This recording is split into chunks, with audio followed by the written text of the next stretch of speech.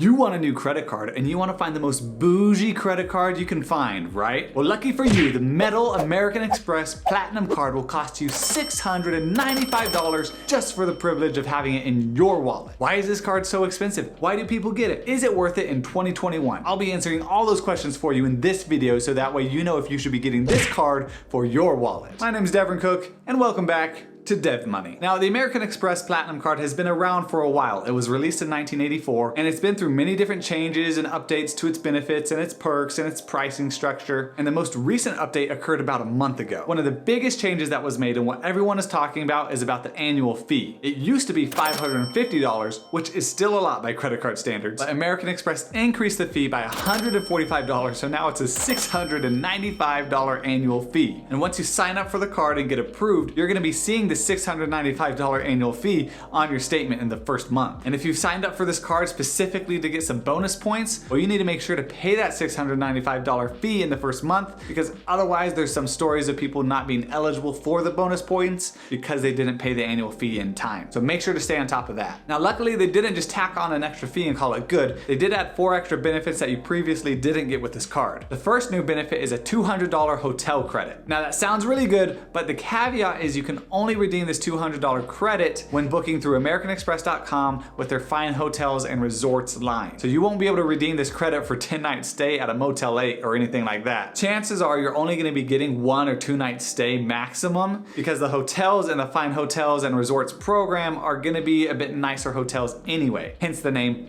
fine hotels and resorts. Told you this is a bougie card. So if you like staying in nice hotels, or you already do, this card can definitely be worth it, and you're probably gonna get the benefit of that credit. Now, the second benefit that they added is a $179 Clear credit. Now, Clear is just a program that expedites your process through airport security, similar to TSA PreCheck, but it's a bit higher tech. You're pretty much just gonna go to the airport, find the Clear kiosk, and they're gonna scan your eyes all Tony Stark style, and you'll be able to walk right on through security. At least that's my understanding. I've never used it. It's supposed to make getting through airport security even better than TSA PreCheck, and they even have a nice review on their website where someone got through airport security in about 5 minutes, which is pretty cool, but maybe they were there at like 2 a.m. or something. Who knows? I already have TSA PreCheck, so I don't see the benefit of getting the Clear program, but if I was to get this card, then I would definitely sign up for the program just because it is a perk. Now, the third new benefit that you get is a $240 entertainment credit, and they have that split up on a monthly basis, so you're gonna get $20 per month as a statement credit. And it would be nice if this applied to your Disney Plus or your Hulu or your Netflix subscription, or maybe even Spotify or Apple Music, but unfortunately that's not the case, because they've only given us 4 different subscriptions which we can use this on, and those are Audible, New York Times, Sirius XM, and Peacock. I do fall into the category of people that would benefit from this because I do use Audible, but like I mentioned, it would be much nicer if you could use it for Netflix, Hulu, and Disney Plus. Now, the fourth and definitely most debated perk that they've added is the $300 Equinox credit. If you're not aware of Equinox, Equinox is basically a super bougie gym. They have a lot of them in California, New York, or really urban areas. And you might think that a $300 credit towards your gym membership would go pretty far. They split the credit up on a monthly basis, and so you get $25 a month. And on most gyms, that would probably knock out most of the gym membership. I pay $35 a month to Anytime Fitness, and that would about take care of it. But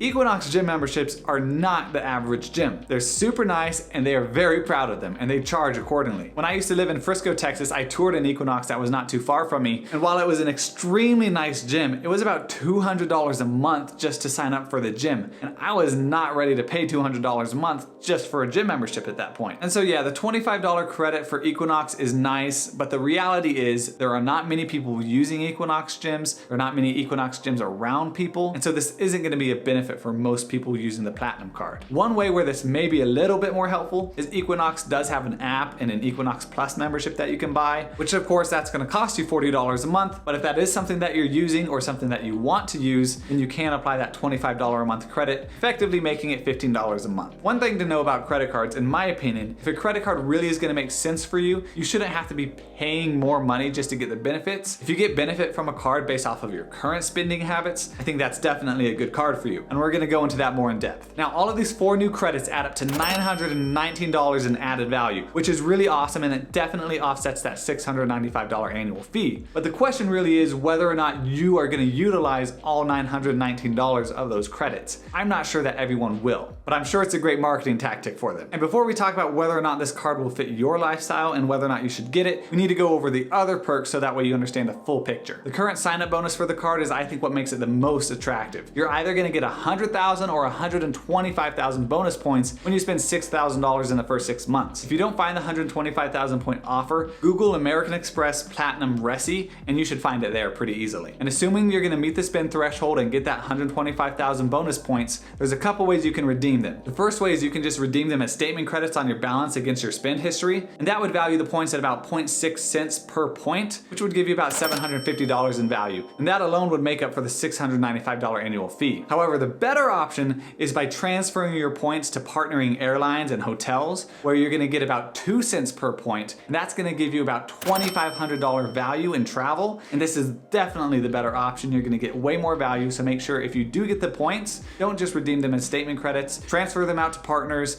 and use them towards travel. You'll also be earning 5 points per dollar whenever you book travel through AmericanExpress.com, and you'll be earning 10 points per dollar at restaurants, as well as any shop small businesses that partner with American Express. And then you're gonna get 1 point per dollar for everything else. Now for the other standard credits that have been around for a while. You'll be getting a $200 airline credit, which is pretty cool, and I know it sounds nice. The issue I have with the airline credit is you do have to choose out of a list of qualifying airlines which airline you want this credit to apply to, and then it doesn't count towards flights, it just counts towards incidental fees like getting Wi-Fi on board, getting refreshments on board, paying for a checked bag, that kind of thing. You'll be getting a $200 Uber cash credit, which works with Uber and Uber Eats. That'll be paid out $15 a month and then $20 in December. In addition to the Clear credit, you also still get the $100 Global Entry or TSA PreCheck credit, which is really nice because not all of the airports have Clear, but every airport has TSA PreCheck, at least those in the United States. The last credit they give you is a $100 Saks Fifth Avenue credit, which is split up into 2 $50 credits. You can redeem one $50 credit in the first half of the year and the second $50 credit in the second half of the year. So if you like shopping at Saks Fifth Avenue, then great, this is gonna work out really well for you. But if you don't, I mean, there's not much you can get at Saks Fifth Avenue for $50. But I did find a shirt on sale for $48, but you have to be either a double XL or a triple XL, so you don't have a lot of selections. With this card, you get access to 1,300 airport lounges worldwide, which is super nice, especially if you like to travel. And you're probably aware that you can get access to those lounges with other credit cards that don't have such a high annual fee. But what makes the Platinum card even better is you get access to the Centurion lounges, which are only accessible to American Express customers. And I believe you have to have a Platinum or the Centurion card, which is like crazy hard to get. And so when you add up all those credits, both the old ones and the new ones, you're gonna get $1,519 in credits. And then when you add on the $2,500 from the bonus points, you're looking at $3,919 in value just from getting this card. And obviously you're paying for it, the $695 annual fee, so that really leaves you with $3,224 if you were to maximize every benefit. Now that we've gone through all the benefits of the card, the most important questions you've been waiting for. Have you subscribed and hit that like button yet? Because you should, because it's super awesome, it super helps out the channel, and also I'm gonna give you a picture of a baby giraffe. So 1, 2, 3, subscribe, baby giraffe,